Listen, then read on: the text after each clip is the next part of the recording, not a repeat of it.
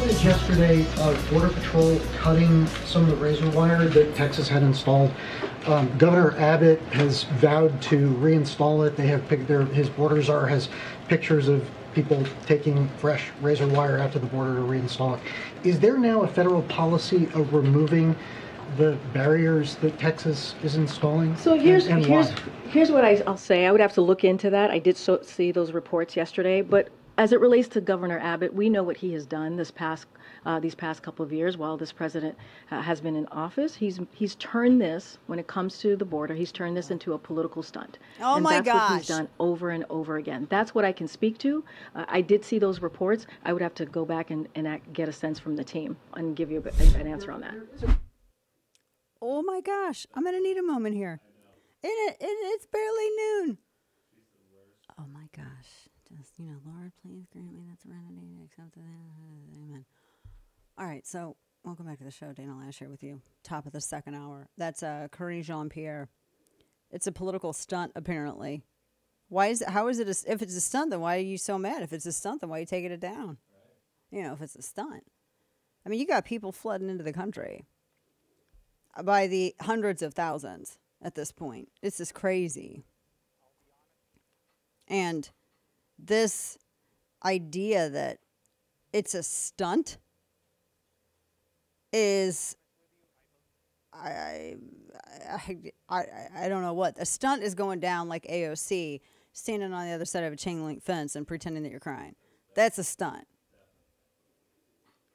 Having to put up wire to stop people from entering the country illegally, that's trying to enforce the law that the administration doesn't want to enforce.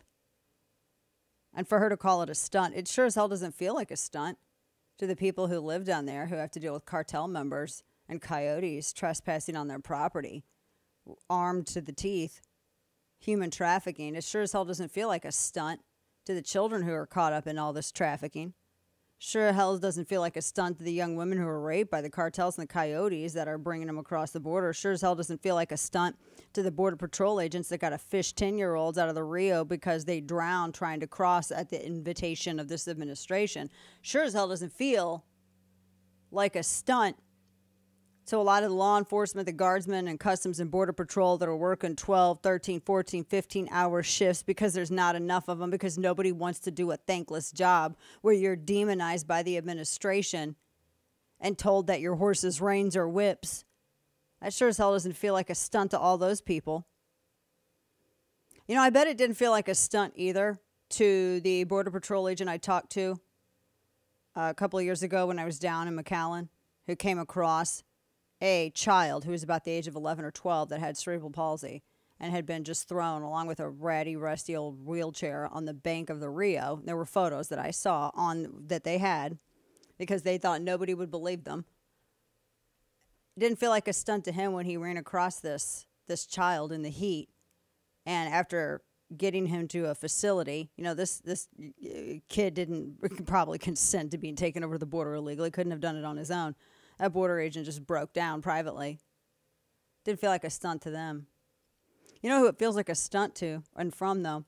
It feels like a stunt from all the people in Washington, D.C., people like Joe Biden, people like Karine Jean-Pierre, people like Kamala Harris, people like all these individuals that show up day in and day out to Congress with a D after their name, and they talk such a good game about caring for the poor and caring for the unwashed masses and caring for the people who are just looking for better opportunities. And they cite the Statue of Liberty inscription as though that's not just a quote, that it's actual law.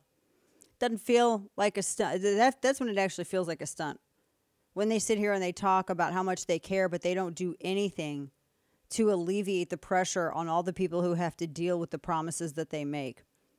The stunt is just that. It's these politicians making promises that they have no intention of keeping themselves. They farm it out to everyone else because it's so easy to look like you're a humanitarian when everybody else is doing the work. It's so easy to look like you care when everyone else is giving the work. It's so easy to look like you're generous when it's everyone else's dollars that you're using to pay for it. It's so easy to claim that you're a sanctuary when you never actually mean for the people who you claim want sanctuary. You don't actually think they're going to get past, Texas and get all the way so far up into the interior that they end up in Martha's Vineyard.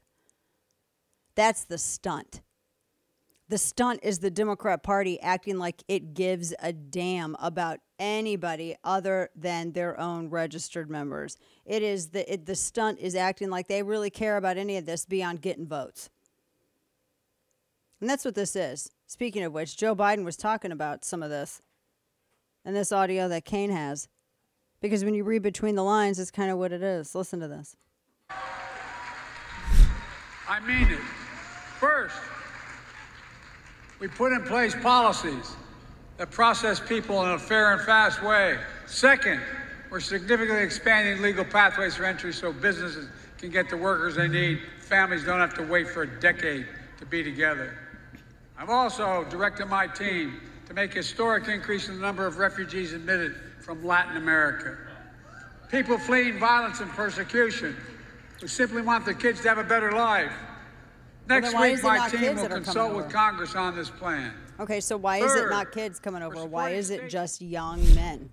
It's always young military-age men that are coming over. Why is it that in all of the video and the footage you see, whether it's in El Paso, whether it's in Eagle Pass, whether it's in RGV, no matter where it is, or if it's in Tucson, why is it that they're all young men?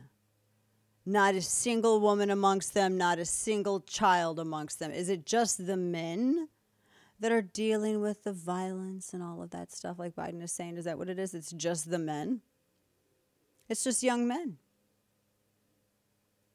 Always seems to be.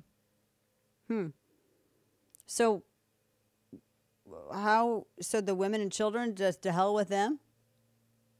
Because they're not included in any of this. Notice what he said, too. Oh, so you can have workers. Notice how, also, in addition to that, who was it? It's like people like Dianne Feinstein, all kinds of Democrats are on record talking about, working, doing jobs, etc. That's how they think. It's that plantation mindset of the Democrat Party. They have never left it. I hear stuff like that, and I have to shake my head. I'm like, are you serious? Are you serious? But it's votes. The thing, too, is I really don't think that Hispanic Americans and people who are immigrating from, whether it's coming in from Mexico or South America or whatever, naturally, they don't really align with the left. They don't align with Democrats. I mean, they're leaving countries where Democrat policies have literally been followed to their natural conclusion. That's what it's like in Venezuela. And Democrats bend over backwards with a narrative war to try to convince people that it's opposite. Except Cubans. They don't want Cubans to come over. Why didn't they? That's the thing. Like, you want to talk about people fleeing. Women and children actually do flee Cuba. But remember, the Biden administration said, no, y'all can't come in. You got to go back. Y'all vote Republican too damn much. You hate statism too much. Nah, no Cubans. That actually happened last year. Look it up. My gosh.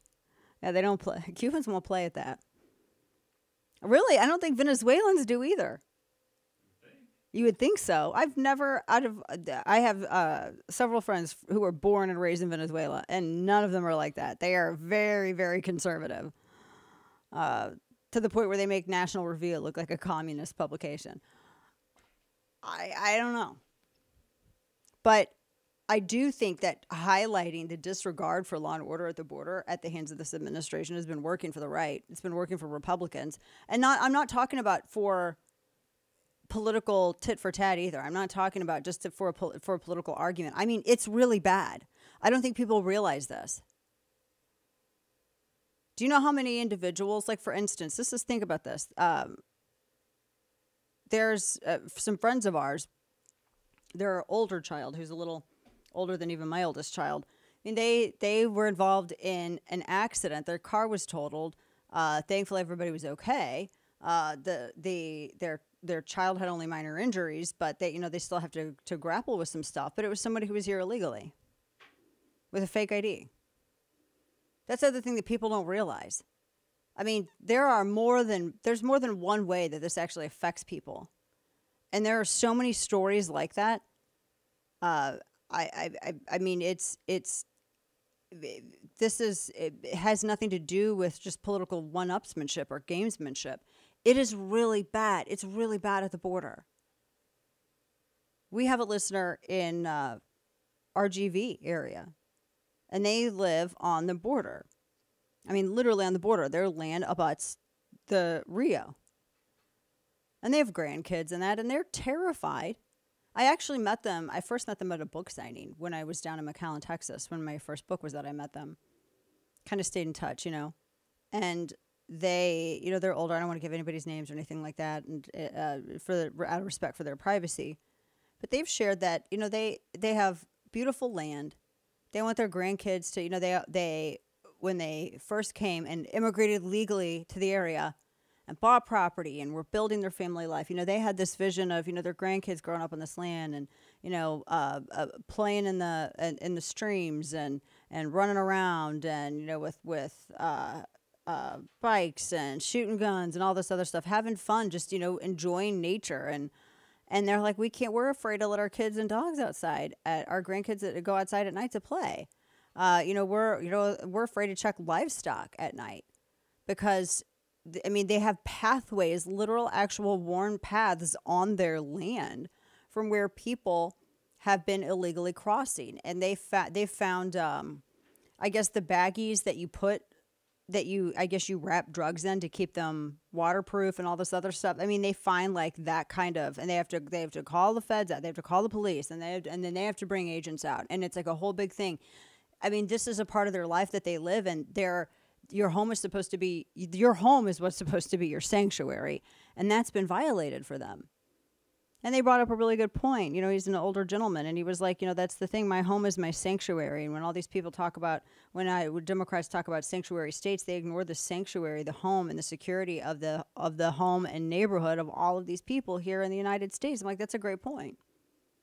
Can you imagine, not even being too afraid to either go out early in the morning or, at dusk at your house, because that's when literal cartel activity ramps up and the federal government doesn't do anything? Oh, and by the way, they also are afraid to go out, not because they're worried about, they're worried about being attacked. But the other thing is, do you remember the rancher that got in trouble?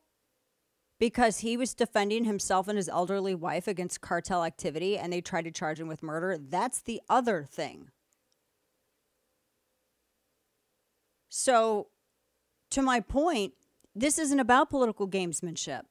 This is about, it is that bad. And people who don't live in border states, they may not realize it until they get a busload of people who entered illegally showing up in their town, and they have no idea who these people are. They have no idea where they came from. It's impossible to vet them. You have no idea if they have criminal records. You have no idea if they're actual cartel members. You have no idea about any of it. And they're all younger dudes. They're all dudes between the ages of 18 and 35. They're all dudes. Not a single woman or child. And you always hear, that's why you don't hear a lot about, the schools feel overburdened and all. Because it's all dudes that are coming in. Adult men. And the stunt is Democrats pretending to care.